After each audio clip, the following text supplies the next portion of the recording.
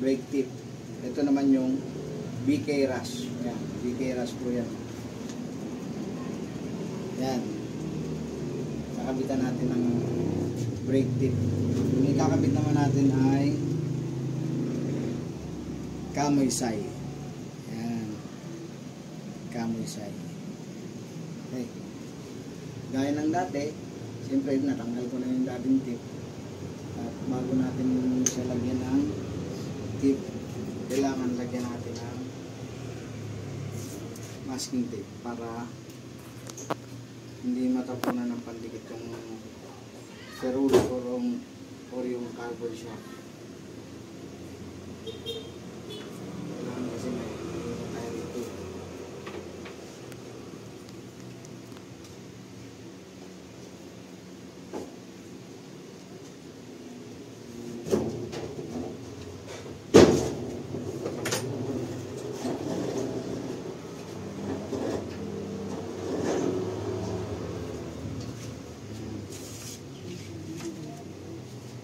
Pero syempre, bago natin tigit yan, kailangan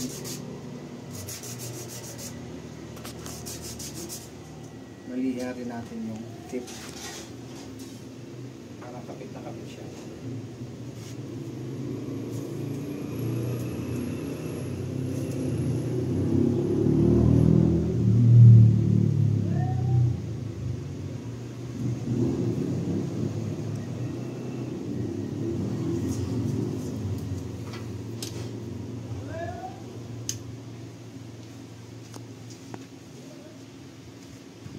Usual po, ingatan nyo kung matapunan yung ferrule or yung carbon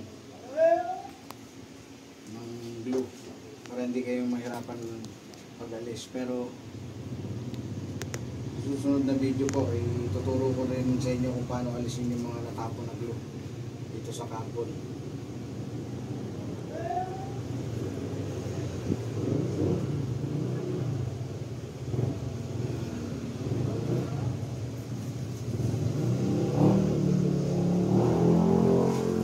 Pinapatuyo po natin, ayan, yan, wala pong natapon na glue, malinis na malinis po siya. Habang pinapatuyo po natin, huwag po natin kalimutang subscribe yung channel ko. Ayan. Like at share po para sa susunod po na mga ilalabas ko mga tutorial o mga isi-share ko sa inyo na dagdag kaalaman, ma-notify po kayo lahat. Ayan, para po sa lahat ng mga bilyarista, mga manunumbok.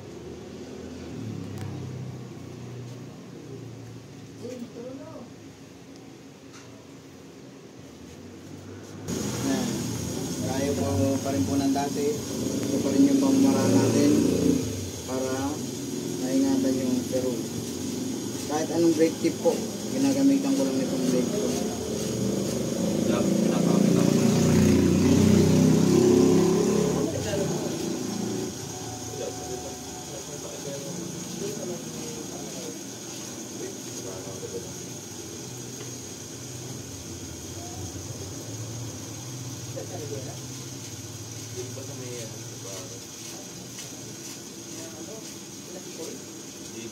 Ganito lang po ako kabilis magkabit ng tip, brake tip or playing tip. Natapos ko lang.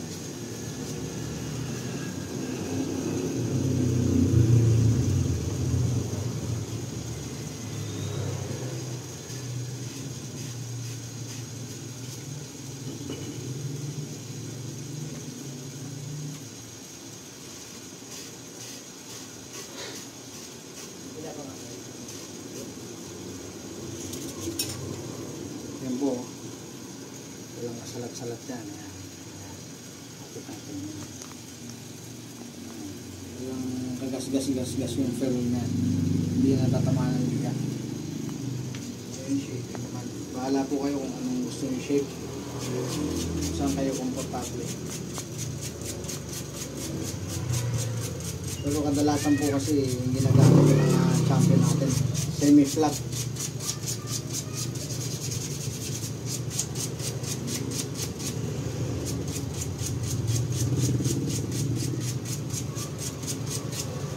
para mas malakas yung impact sa ano, sa brake.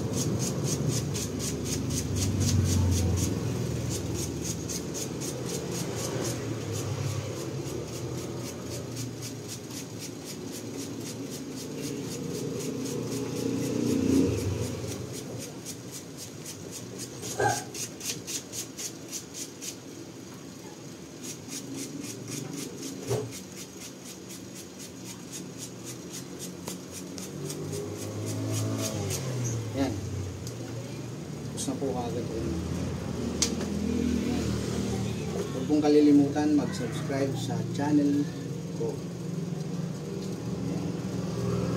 Like at share po para sa susunod ko ng mga video. Maraming salamat po.